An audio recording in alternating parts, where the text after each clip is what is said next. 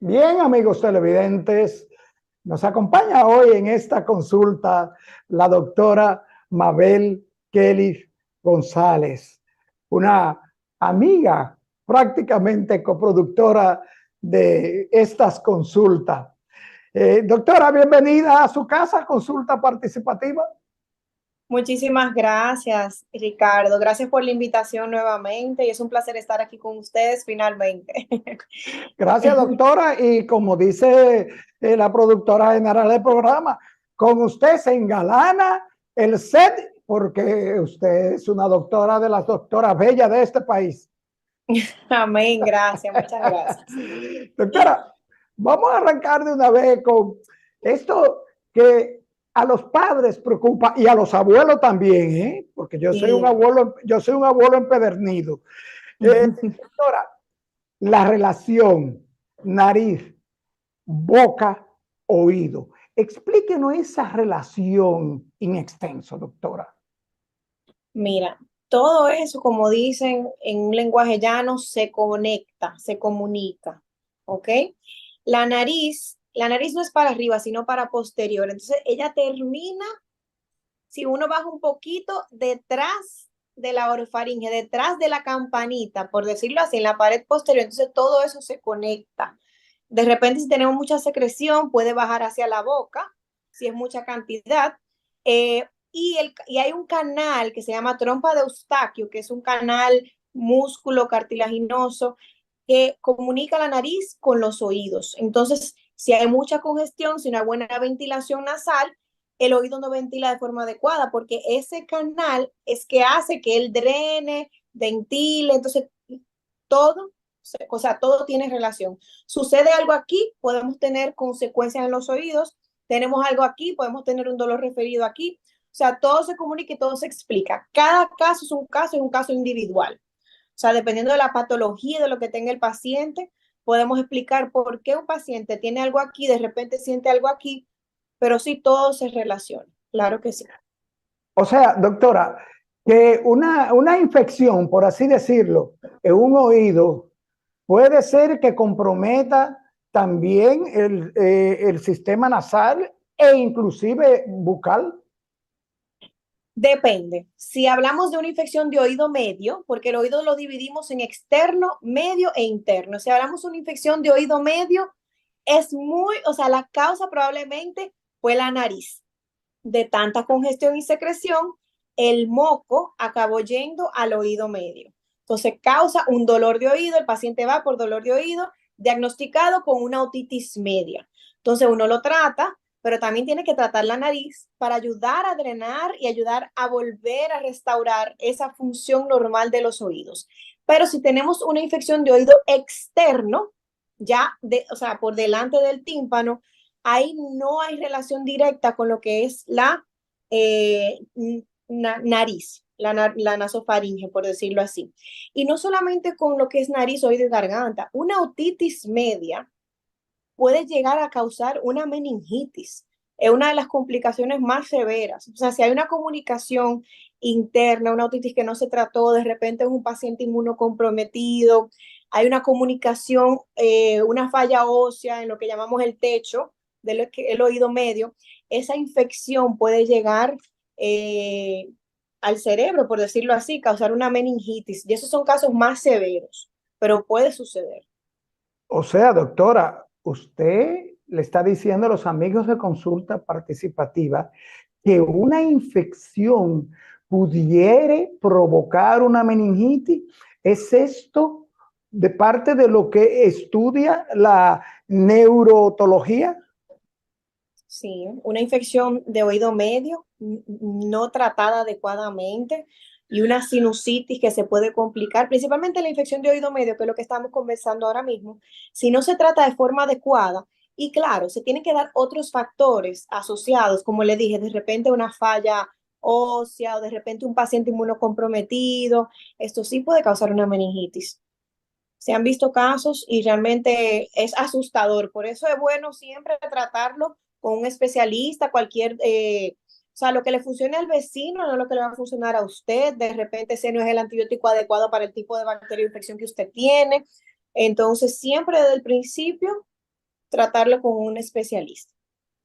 Doctora, tenemos muchas inquietudes de madres y de padres, muchas preguntas para usted. Es, no sabía realmente que los problemas nasales influyen tanto en el estado de ánimo, la salud del bebé, el comportamiento, las reacciones del bebé. ¿Cuáles son, doctora, los problemas nasales más comunes en la edad de 6 meses a año, año y medio? El aumento de tamaño de las adenoides. Las adenoides son un tejido que se encuentran en la rinofaringe, que es la parte posterior donde termina la nariz, por decirlo así. Aquí tenemos las adenoides. Es muy común en los niños pequeños, ya que también el espacio de ellos es pequeño. Al tener procesos virales, están creando inmunidad de estos niños, o sea, con facilidad, como dicen por ahí, cogen cualquier gripecita y este proceso viral o bacteriano aumenta de tamaño este tejido causando una obstrucción. Entonces, lo que más vemos en esos niños pequeños, o sea, te dicen, es que es un roco, eso es una congestión constante, siempre hay secreción. Y entonces esto interrumpe el sueño adecuado, el descanso necesario, porque asociado a esa congestión es un niño que se ve obligado a respirar por la boca no tiene el filtro necesario. Son niños que durante el sueño hacen pausas, como buscando aire. Entonces, cuando hacen estas pequeñas pausas, tienen estos despertares, que es una interrupción del sueño como tal. Entonces, se levantan como si no descansaron nada. Entonces, durante el día no tienen el mismo rendimiento, tienen una irritabilidad más a flor de piel, por lo general son hiperactivos. O sea, pudiéramos asociar obstrucción nasal con hiperactividad en los niños pequeños. Doctora, tengo una amiga televidente que dice que su niño de 1 año y 2 meses tenía adenoides y pero como que esto se fue desarrollando, no entiendo bien la pregunta, y que el niño llegó a cuarteársele los labios y la lengüita de la resequedad porque tenía que respirar constantemente con la boca. Sí, claro. Como le dije anteriormente, la boca no tiene el filtro, o sea, los pelitos que tenemos en la nariz, todo eso funciona para algo, o sea, eso calienta el aire que entra, filtra el aire que entra, pero si entra por la boca, entra así mismito, frío, caliente, con todas las impurezas y realmente hace que se resequen los labios, la boquita. Por lo general, yo siempre le pregunto a los padres, ¿el niño le pide agua cuando se levanta? Ay, sí. Agua, porque sienten la boquita seca. O sea, eso quiere decir que durmieron su noche con su boquita abierta. Y por lo general, muchos duermen con un abanico que le da en la misma cara o un aire acondicionado y este aire reseca bastante lo que es la mucosa oral. Y varios hasta tienen dolor de garganta y no necesariamente tienen una infección como tal de la garganta, sino irritación por estar tanto tiempo con la boquita abierta respirando ese aire. Doctora, ¿puede ser que el adenoide desaparezca por sí solo?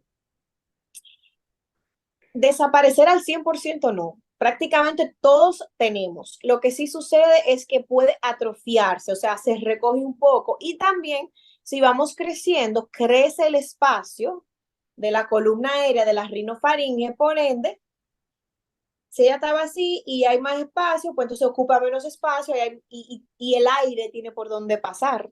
Eh, pero de desaparecer de la nada, no, la estructura se queda ahí, lo que hace es que se atrofia, o sea, se encoge de tamaño, por decirlo así, pero esto es muy raro que suceda si es un paciente que tiene una predisposición alérgica, que está constantemente con un virus, constantemente con gripe, secreciones, no va a suceder. Entonces, estos son los pacientes que si se someten a un tratamiento clínico y el tratamiento clínico no es satisfactorio, entonces hay que pensamos en algo más invasivo como es cirugía, por ejemplo, para ayudar entonces a quitar ese exceso de adenoides y volver a que haya una función nasal normal, por decirlo así. Pero la cirugía no quita las alergias, eso me gusta dejarlo claro, porque a veces se opera el paciente, doctora, pero el niño estornuda igual, todavía le da gripe, o sea, claro, Ahora, mejora la función del niño, mejora la respiración, mejora que el tratamiento penetre mejor, por decirlo así.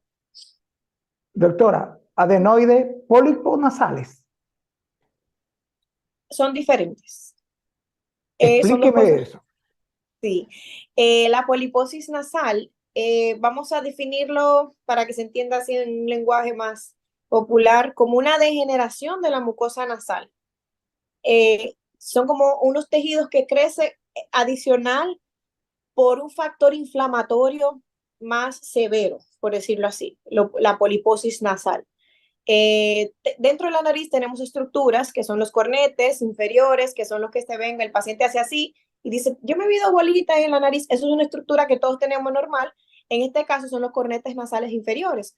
Entonces, más arriba tenemos los medios y los superiores. Entonces, ya si no hay una buena función nasal y de repente ese paciente también tiene una predisposición alérgica, vemos también mucha poliposis en pacientes que son asmáticos. Ocurre lo que es una inflamación crónica de la mucosa nasal y se crea este tejido inflamatorio, por decirlo así, una degeneración de la mucosa nasal. Pero eso es algo totalmente diferente a lo que es adenoide. Doctora, en ambos casos, pólipos en niños y adenoides, ¿cuál de estas dos afecciones pueden poner en riesgo la vida de un niño?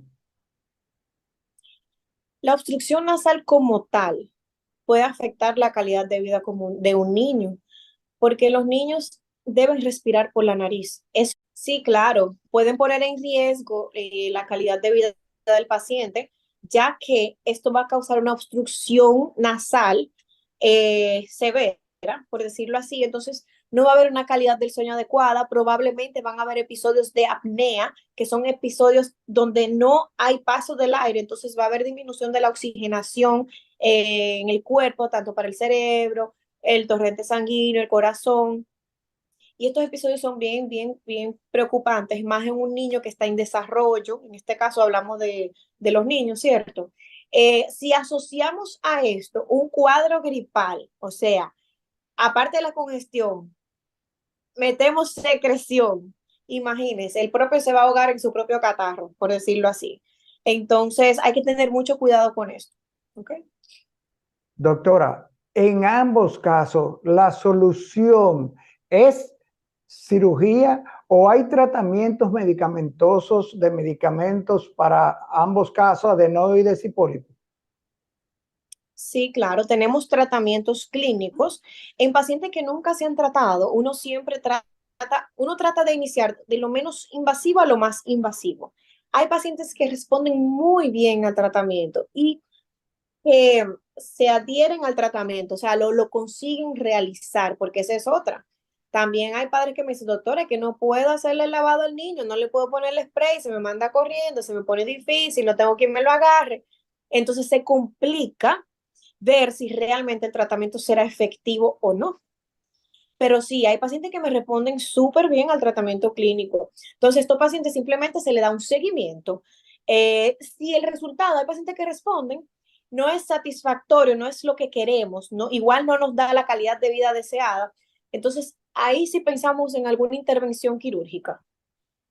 ¿Ok? Doctora, tenemos dentro de los problemas nasales, tenemos la sinusitis, tenemos las obstrucciones nasales, estábamos hablando de adenoides y de pólipos, masa nasal, pero el ronquido, doctora, ¿es producto del problema nasal o los ronquidos tienen que ver con problemas de las amígdalas?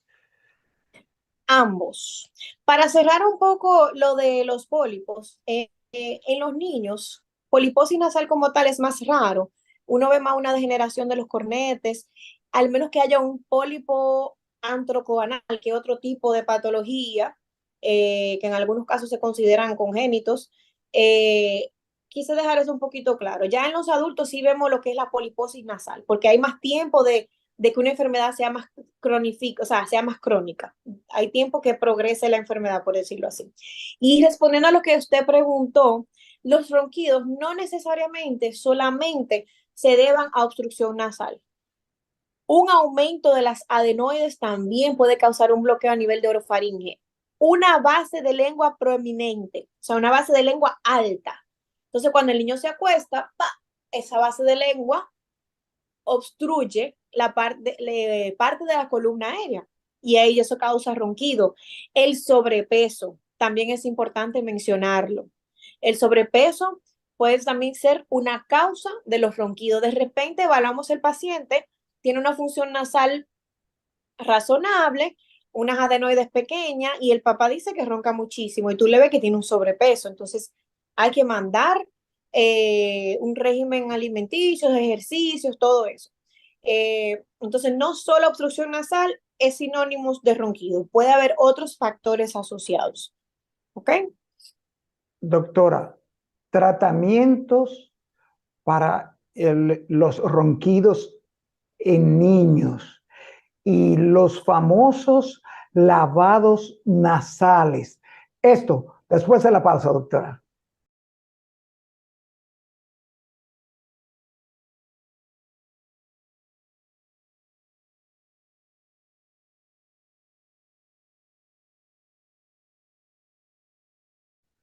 Los famosos lavados nasales. Tengo una madre que nos dice, nos contó, porque no nos preguntó, que su hijo estaba muy congestionado, su niño, y que le recomendaron que le diera un lavado nasal y que el niño por poco se le asfixia, se le ahoga, se le ahogaba. Okay. Mire, los lavados nasales en algunos medios puede ser un poco controverso. Yo misma soy amante de los lavados nasales, pero claro, cuando hay una buena orientación de cómo realizarlos, eso es primordial. ¿Con qué concentración de la solución? ¿Con qué cantidad? La cantidad varía mucho dependiendo del paciente. Bebecito de meses es con goterito, humedeciendo la fosa nasal y aspirando con perita, por decirlo así. Ya cuando son más grandecitos podemos mandar más volumen, pero esto siempre debe ir bajo la recomendación de un médico, porque la posición es súper importante. De repente tenían al niño acostado en un cambiador boca arriba y ahí le trataron de hacer el lavado nasal. Entonces, anatómicamente hablando, hasta uno que le tiren un agua así, eh, da la sensación de asfixia.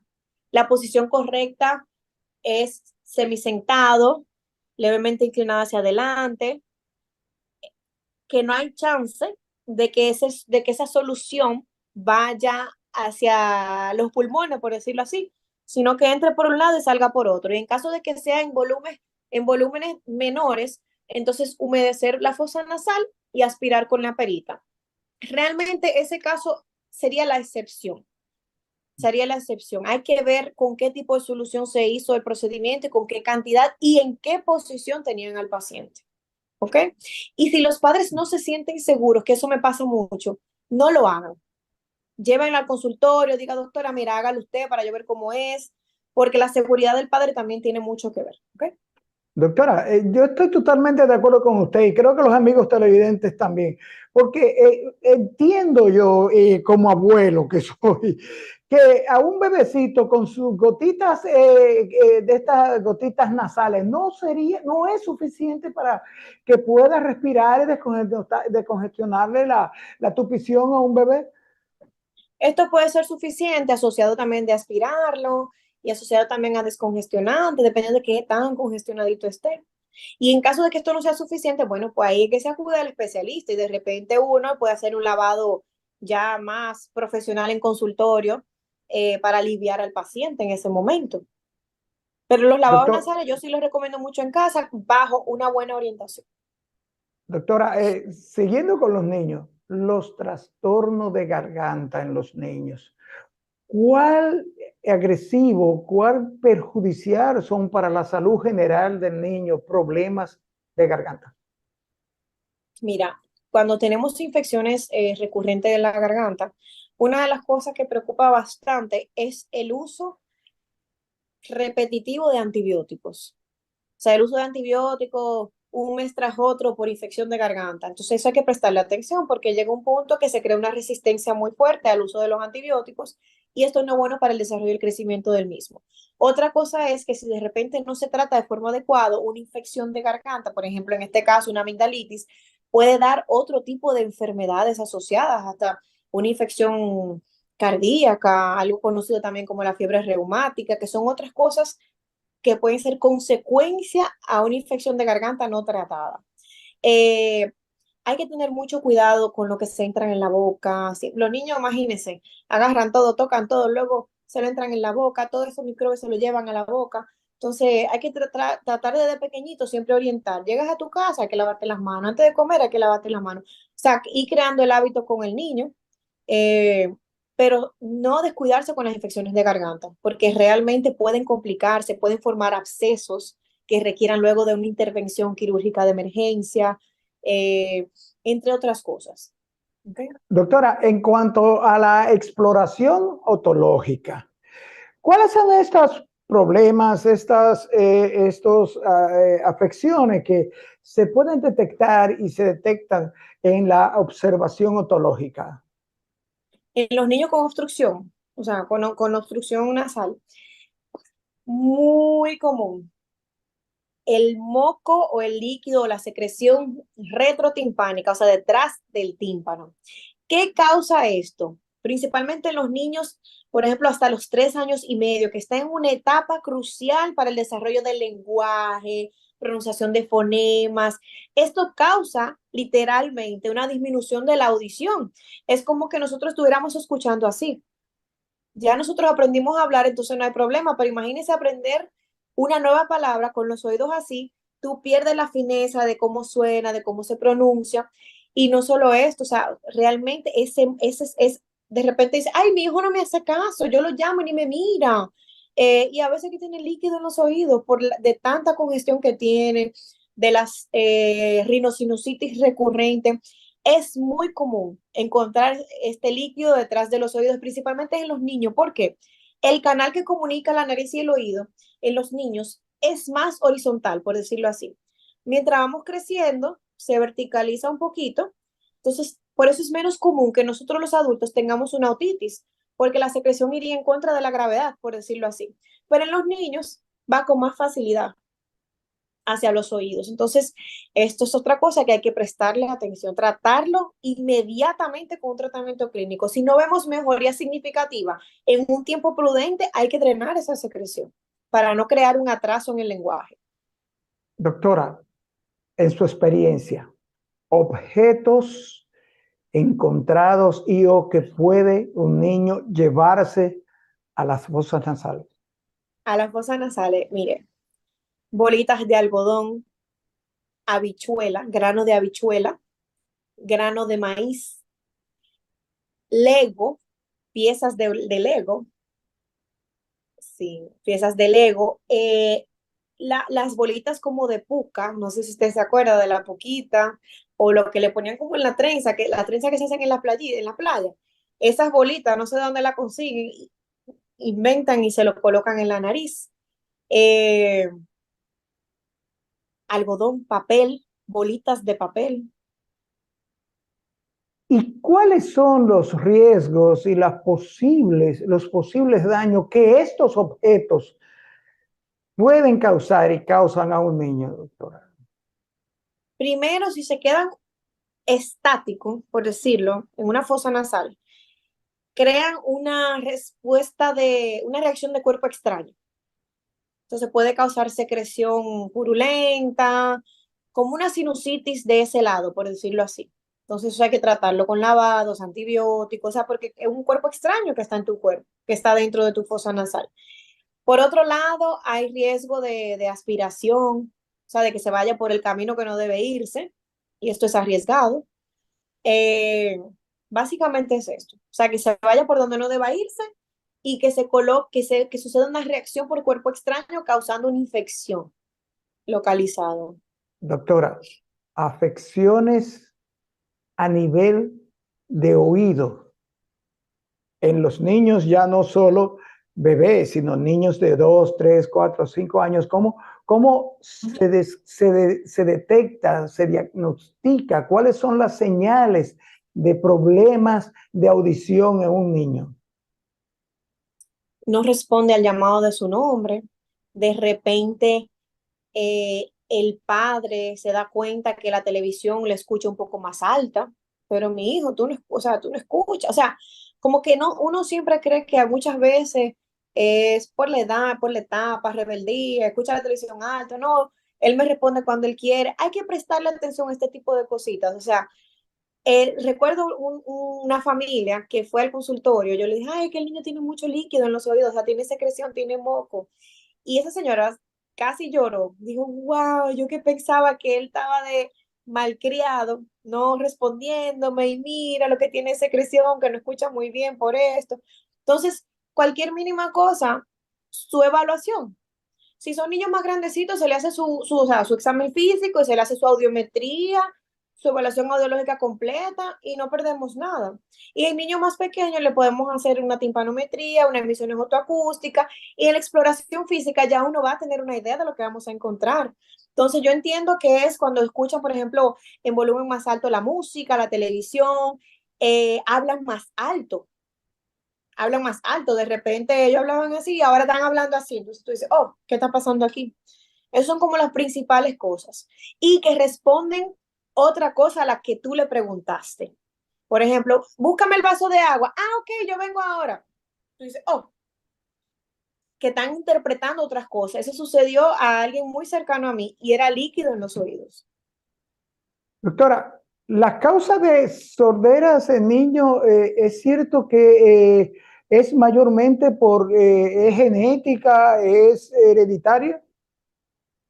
Depende. Claro que sí, hay factores, hay sordera congénita, que el niño nace con esto.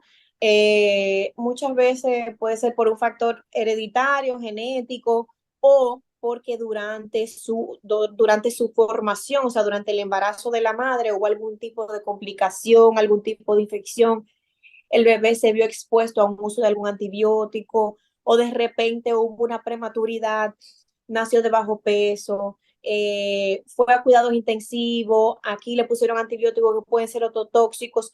Ya todo esto presta un factor de riesgo para una función y formación adecuada de lo que es el oído. Entonces, muchas veces no hay historia familiar y simplemente es un caso aleatorio, pero siempre hay que indagar en la historia del paciente. De repente, no, todo bien, ah, bueno, me dio este tipo de infección en el embarazo, tomé este tipo de antibiótico, de repente pudo haber sido eso.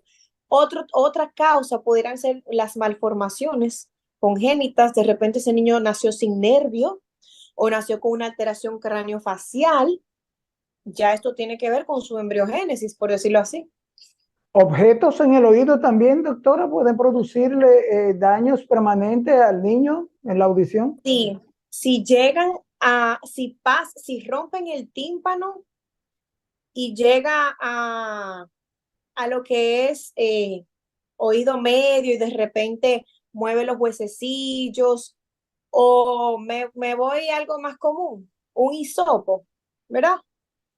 Y de repente ese hisopo chocó una estructura importante del oído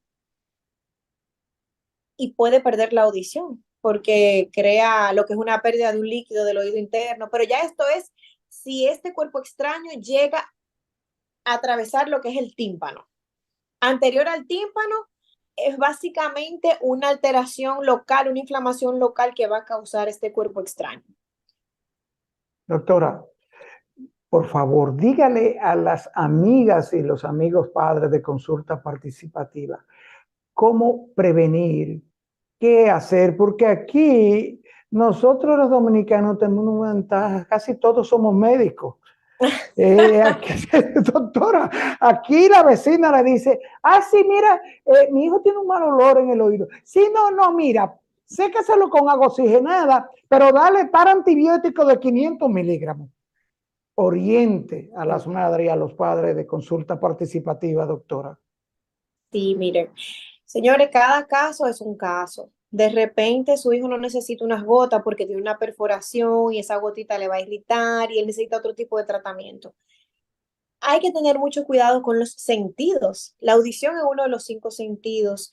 Eh, el olfato es otro. Entonces, conozco pacientes que por no tratarse su rinosinusitis, disminuye su calidad olfatoria, de repente ni huele cuando se está quemando algo, o sea, hasta por cuestión de seguridad, por decirlo así. Pero yo recomiendo que si su hijo tiene una obstrucción nasal, gripes, congestión, ronquidos recurrentes, siente que tiene algún atraso en el lenguaje, no, de repente no crea oraciones, no responde a comandos sencillos o responde cuando quiere, vamos a evaluarlo. De repente es una congestión y se trata y mejora con unos lavaditos nasales, un spray, un tratamiento y un seguimiento. Entonces, vaya donde su especialista. De verdad que sí, para chequear oído, nariz y garganta en este caso, que es lo que me compete. Y no se lleve de que le funcionó a su hija, a su otra hija, a su prima, porque cada caso es un caso. Así funciona todo en la medicina. Doctora, que no se me olvide, porque eso es una pregunta de un asiduo de consulta participativa. ¿Cuán efectivos y riesgosos son los lavados de oído? Los lavados de oídos son súper satisfactorios cuando son necesarios. Realmente, si hay un taponcito de cera, es lo mejor que puede pasar porque crean literalmente una obstrucción. También pueden crear sensación de comezón y cuerpo extraño. Entonces, cuando es bien realizado por un profesional, perfecto. ¿Qué sucede? Hay pacientes que dicen, ay, mi mamá trató de hacérmelo en casa, no tienen el dispositivo ni la orientación adecuada. Entonces, de repente se fueron más allá, utilizaron la solución que no era, con más presión que no eran. El paciente le dio mareo porque los oídos son bien sensibles, o sea, hasta la temperatura de la solución que uno utiliza para hacer un lavado es una temperatura específica, ¿entiendes? Entonces, realmente yo las recomiendo cuando bien indicada, se puede hacer en un niño hasta de 3 meses. En caso de que sea necesario, no hay problema, siempre y cuando sea realizado por un especialista. No siempre, dependiendo del tipo de cera, no siempre requiere de un lavado. Muchas veces una extracción con una pinza o con una tipo cucharita de oído, por decirlo así, es suficiente. Sí, doctora, y eso insistir en lo que usted señaló. Los padres tienen que saber, tienen que ser entrenados o al especialista, porque hasta la posición en que se encuentra un Claro, niño para un lavado nasal o para un lavado un adulto en los oídos tiene que ver con los riesgos y con efectos dañinos. claro, claro.